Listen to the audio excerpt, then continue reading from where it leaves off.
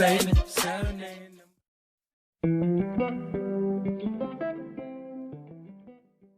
Yan. So, good morning mga kaimas. Panibagong araw, panibagong vlog tayo. Engine wash cleaning or engine bay cleaning tayo. Yan. Kung wala kayong steamer machine, siyempre mga dapat natin ingatan. Alternator. Yan. Yung may tanso. At intake filter hose. Siyempre computer box. So wala rito yan. Ito kasi ano to, ang fuse box. Pero depende pa rin sa inyo, pwede nyo pa rin takpan. At insulator dapat yung ingatan. Yan yung sabi sa akin ng mga mekaniko na mga dapat ingatan kung sakali kayo ay mag-engine wash or magbabasa ng makina. Papakita ko sa inyo yung lugar kung nasaan ang computer box ng Ford Everest. So wala dito mga kahimas. Andun, nasa loob ng sasakyan. Yan. Yan. 2.2 para maging familiar kayo sa Ford Everest. Papakita ko rin yung likod.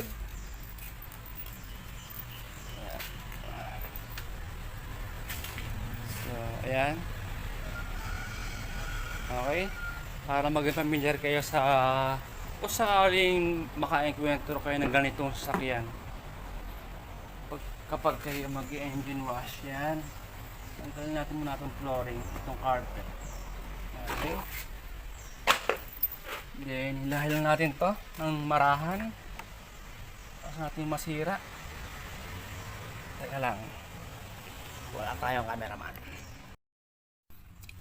So ayan mga kahimas, iangat natin to para makita natin yung computer box nitong Ford Everest. Yan. Then sa plastic, marahan lamang. Huwag yung basta hila ng hila. Okay. Then angat. Yan.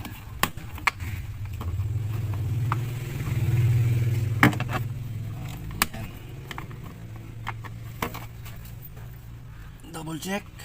Yun. Okay na. So, ito baklas. Then, dito naman tayo. Teka lang ho. Ayos ko na itong camera. Tayong cameraman eh.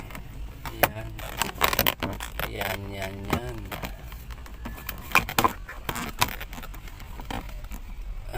Okay. Then, ito naman mga kaimas. Itong rubber.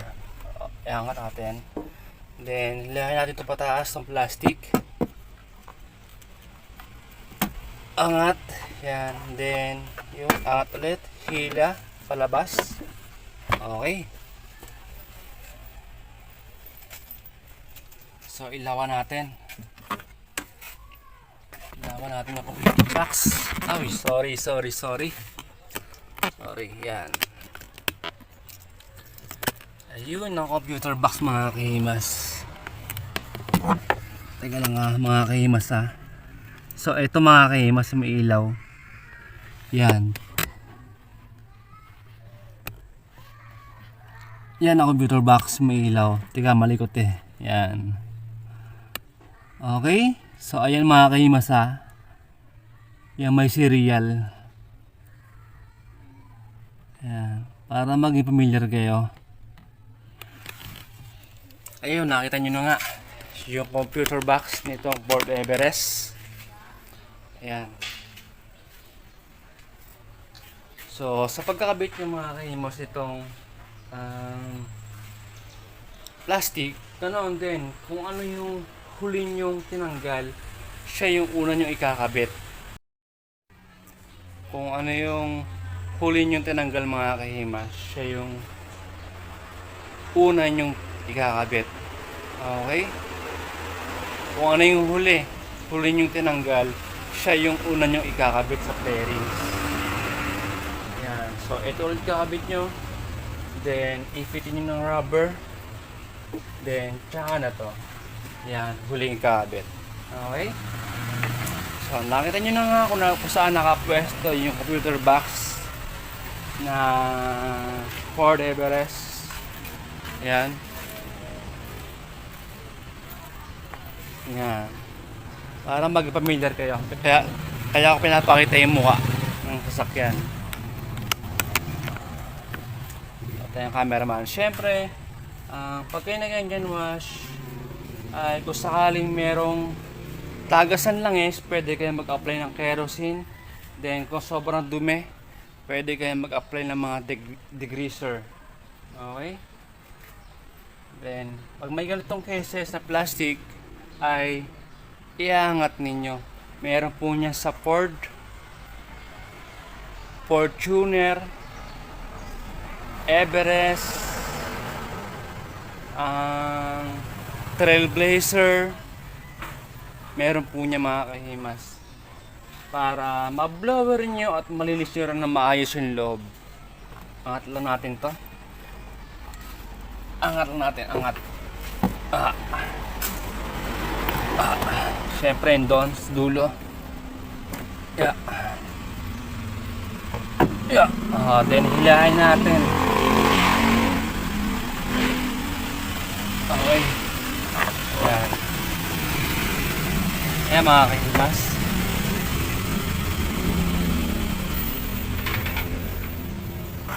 Diba? So marumi. For example lang nakakabit to. Balik natin. Okay? So mangyari kasi nyo mga kahimas, pag kayo nag-engine wash, yung tubig papasok pa rin dito. Then sa gilid papasok pa rin siya. Kaya mangyayari ay mababasa pa rin yung loob. Ang masama ay hindi mo maboblower at hindi mo malilinis ng maayos. Kaya pinakamainam ay tanggalin nyo na itong cover. Okay, yan. So, ayan na mga kaimas. Tatakpan natin ng plastic. Itong insulator. Intake filter hose.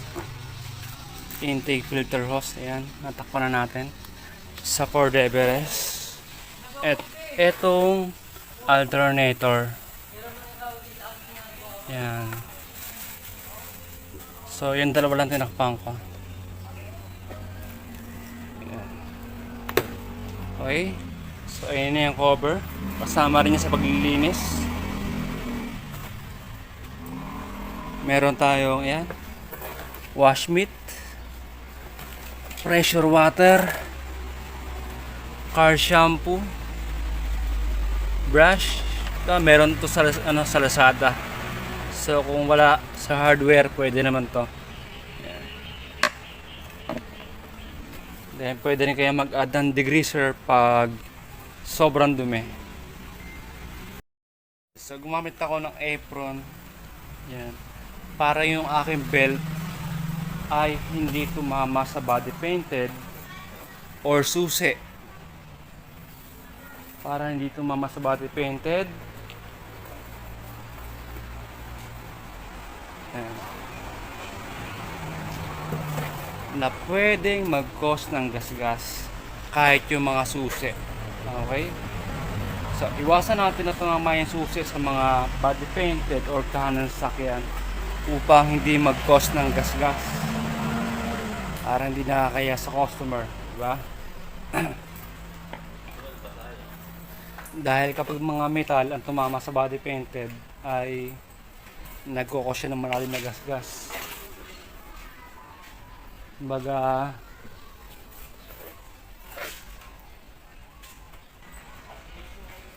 hindi lang makina ang ating ingatan, pati rin itong panglabas.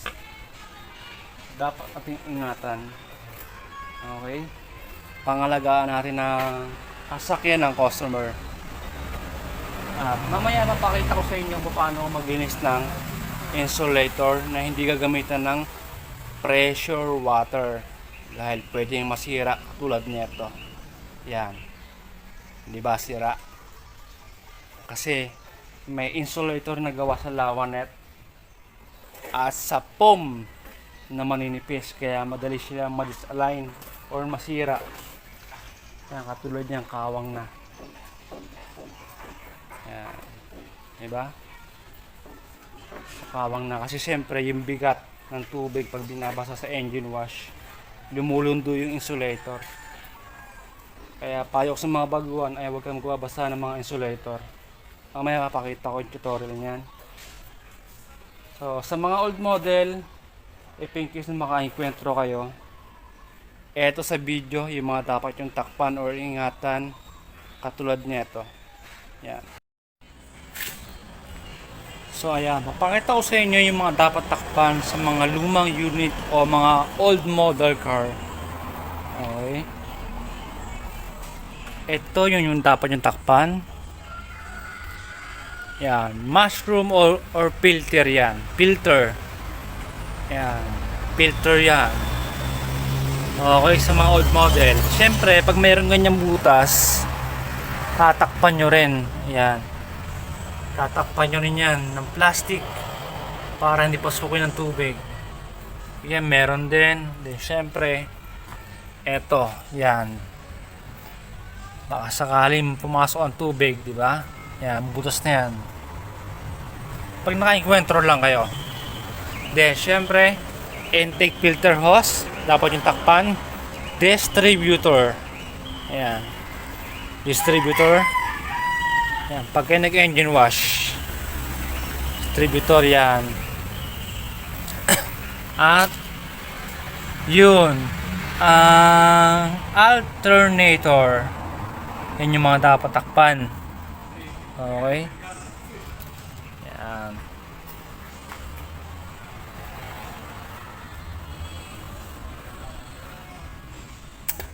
Yan sa mga old model. Okay. Kukabiar nyo ng plastic yan. Yan. Medyo yun. Pag after nyo hirap mandar ang makina, ibig sabihin may nabasa. Kinakailangan nyo itong tanggalin. Isa-isa lang. Isa-isa lang. Yan. Yan. I-blower nyo yan. Then yung kabila. Yan. I-blower nyo yan. Baka pinasok ng tubig. Okay. I-blower nyo lang yan. Isa-isa lang. Then sarado. Pag na-blower nyo na sarado. Then bukas naman yung isa. Yan. Blower din ulit yung kabila. Then blower din nyo syempre. Kailangan tuyo nyo maigi. Yan. At ganoon din sa dalawa na yon. Isa-isa lang ang hugot. Yan. I-blower nyo na maigi. Yan lang yung mga parts na dapat takpan ng plastic. Yan. Yun. Filter. At distributor sa mga old model na sasakyan.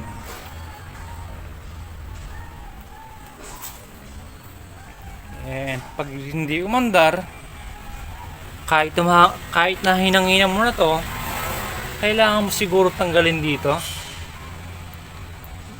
Yan. May tatlong tornilyo yan. Isa, dalawa, tatlo. Then kailangan mo i-blower yung loob. Pero bago mo i-blower yung loob, hanginan mo muna to, baka dito lang. Tanggalin mo ito isa-isa. Yan. Blower mo yan. At blower mo rin yung kabila. Yan. Baka pinasok ng tubig. Okay? Kung sakali hindi umandar, tanggalin mo rito. Okay? Tanggalin mo dyan. Siyempre, kailangan mong ilagay sa tamang lagayan yung mga tornilyo. Baka mahulog, di ba? Then, i-blower mo yung loob or punasan mo na ito yung nabasahan. Then, salpak, tsaka paanda rin. Kalimitan sa mga old model, ay ganyan nangyayari. Okay? Pinapasok ng tubig. Kaya, hirap umandar.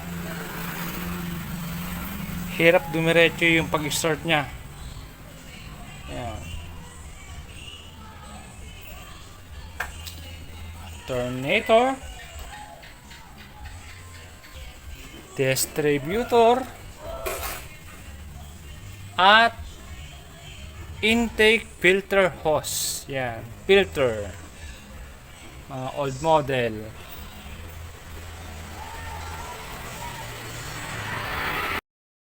So ayun, nakita nyo na nga yung mga dapat takpat sa mga old model. So yun lang yung mga kaimas, or sa mga baguhan, pwede kayong magtanong sa mga mekaniko bago kayo magsagawa ng paglilinis or pagbabasa ng makina kung ano yung mga dapat ingatan. Or comment down below my YouTube channel description para masagot ko ang inyong katanungan kung ano yung mga dapat takpan kapag kayo nag-engine wash. For more tutorial, marami ako sa akin channel ng mga engine wash. Okay. Bios, Strada, Montero, Fortuner, Nissan Terra, siyempre Ford Everest. So, usahan na natin. So, kailangan din pala natin ng blower kapag tayo mag-engine wash. At kung wala kayong, para sa mga car owner, kung wala kayong blower, pwede naman air compressor. Pero kung wala pa rin kayo, pinakamaganda ay pumunta na lang kayo sa mga pinakamalapit na car wash na merong blower or air compressor. Malaking bagay po yun sa makina kapag kayo ay mag-engine wash. Okay, pressure water. Siyempre yung hose kailangan sa balikat dahil pwede itong mag-cause ng gas-gas sa body painted dahil ito yung may tangay ng mga buhangin.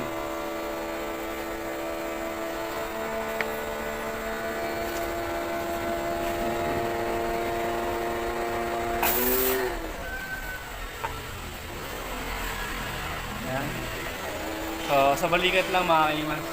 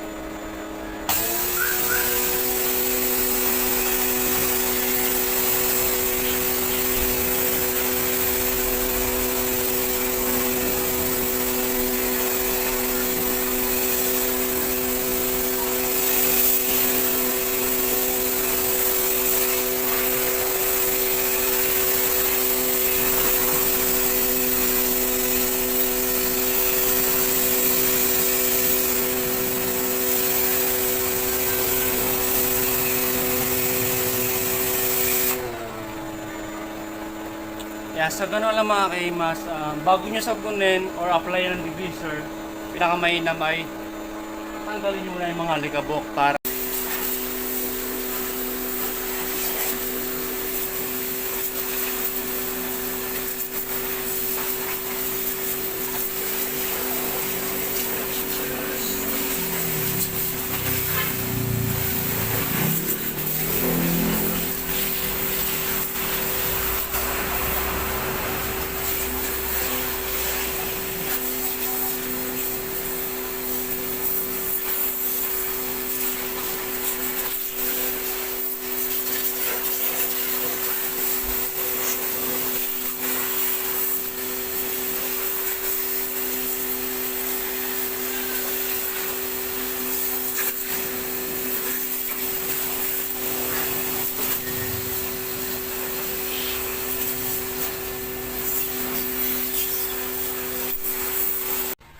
So ayun mga kaimas, after natin siyang basahin buong area, kailangan naman natin siyang sabunin lahat ng area na abot natin.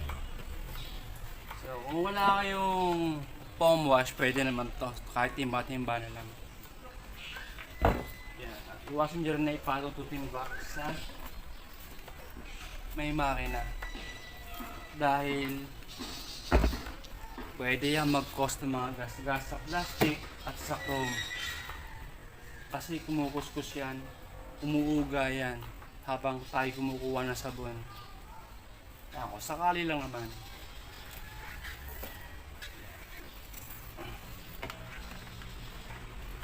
Kung wala kayong wash mitt, pwede naman microfiber or foam. Pwede naman yan. Kung wala kayong mga foam wash. Ano natin?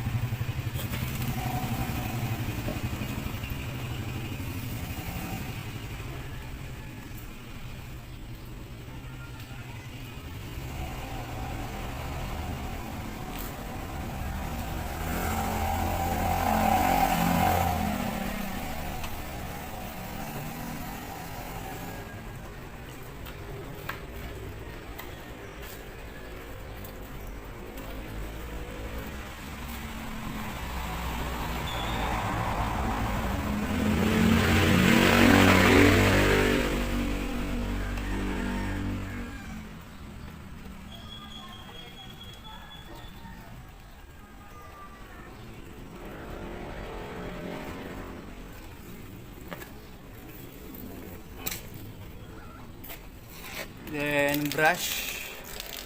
Yan, meron po niya sa Lazada. Yan, sa mga area.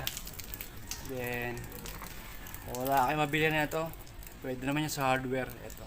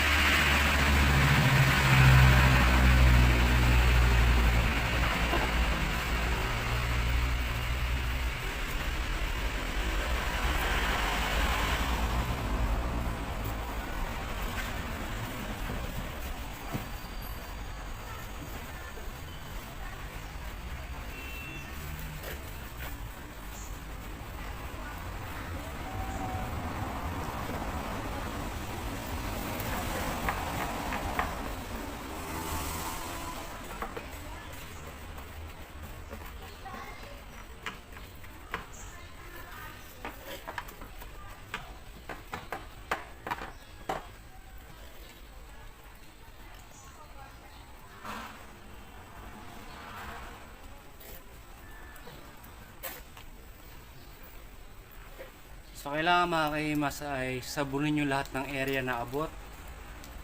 Okay? Para kahit wala siyang armor all ay maganda tignan.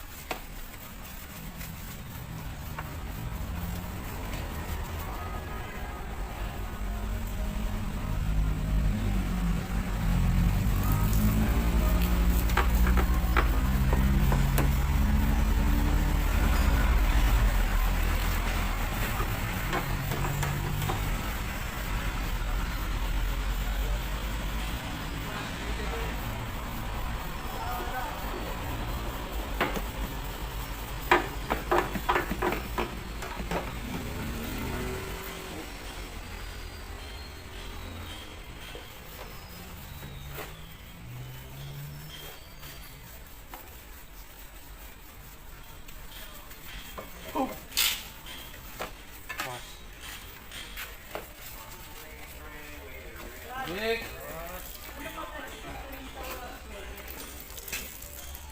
Nakamauli na lang pa, Boss Gino. Dito mo, eh? Hindi sa loob.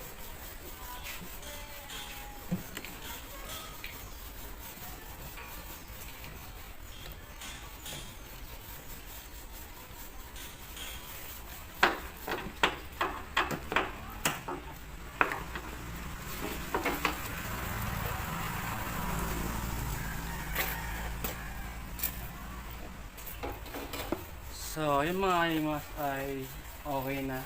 So, sa taas naman tayo. Turo ko sa inyo paano paglinis ng insulator na hindi gagamitan ng pressure water upang hindi masira. So, babanlawan muna itong bahagya bago tayo dito sa taas.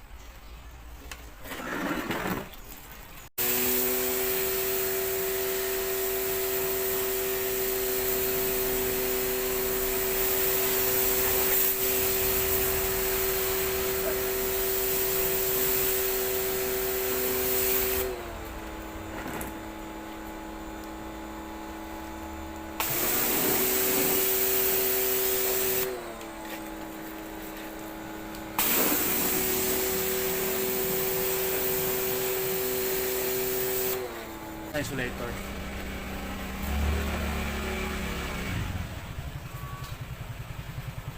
Para matanggal yung mga dumi ng mga kapit. Sige ulit.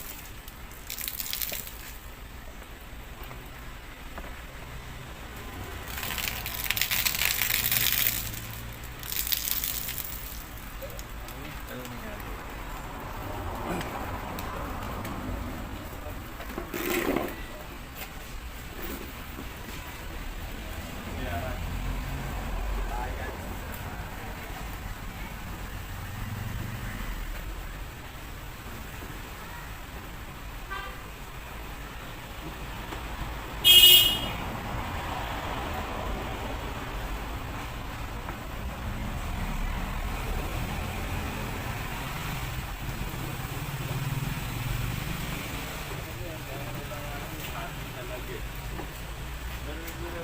Klaseng sila eh.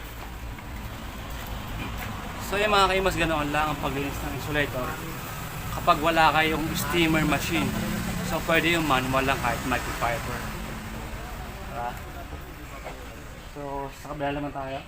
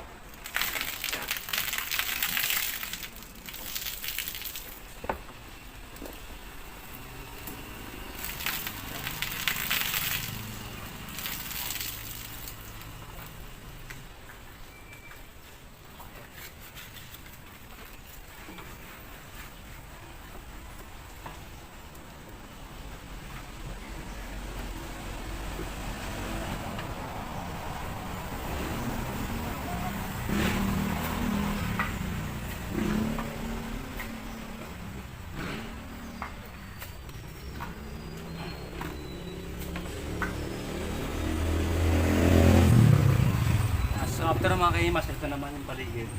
Kailangan natin sabunin.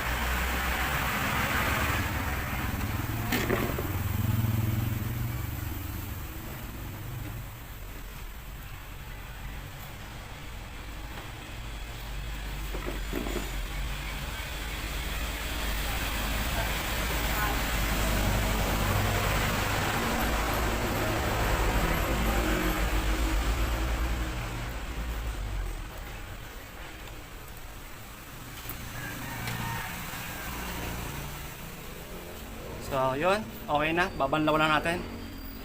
Bago tayo sa gawa ng pagbo-blower.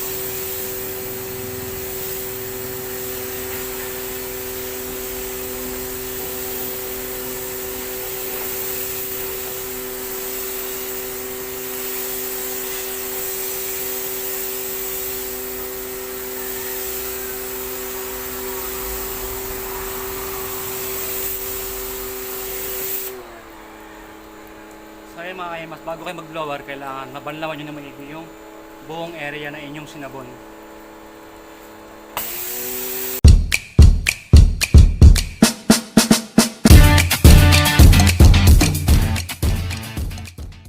Natin magbanlaw ng buong makina, kailangan naman siyang i-blower. So blower muna natin bago natin tanggalin ang plastic. Okay. Kung wala kayong blower, pwede air compressor. Ginamit compressor water dito, eto Kawasaki, meron yung sa Lazada. At blower, meron din yung sa Lazada.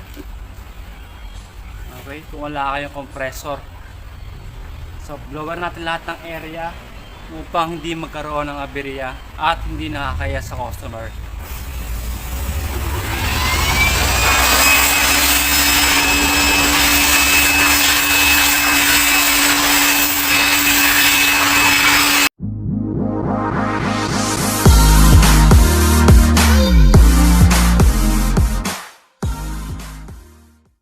So ayun, na-blower natin yung buong area. Siyempre yung mga socket, huwag rin kalimutan. Yan. Lahat ng area kailangan ma-blower natin. Lahat ng mga socket. Yan. Okay. And then yung intake filter hose, natanggalan natin yung plastic. At yung sa alternator, natanggalan natin yung plastic. So, kasama rin sa paglilinis ang filter. Pwede nyo buksan yan. Meron naman yung lock. Ayan. Then, i-blower nyo yung filter para mabawasan yung mga likabok. Diba? Yan. Okay na. So, kahit wala siyang armor all, maganda na tignan. So, nasa inyo yan. Pwede kayo mag-add ng mga armor all or base 1 sa mga plastic or rubber upang magkaroon ng kintab. Step 1, wake up early, gonna rise with the sun. Step 2, get some good, some food in you. Step 3, think real hard about what you wanna be. Step 4, everybody just do your thing. Wake up, today's gonna be a good day. Wake up, today's gonna be a good day. Wake up, today's gonna be a good day. Wake up, today's gonna be a good day. Wake up, today's gonna be a good day. Wake up, today's gonna be a good day. Wake up, today's gonna be a good day. Wake up, today's gonna be a good day. Yo, set your affirmations, aspirations. I got shit to do, the aftermath of preparation. Good food, good mood, blood in circulation. One step at a time, yeah, that's how you.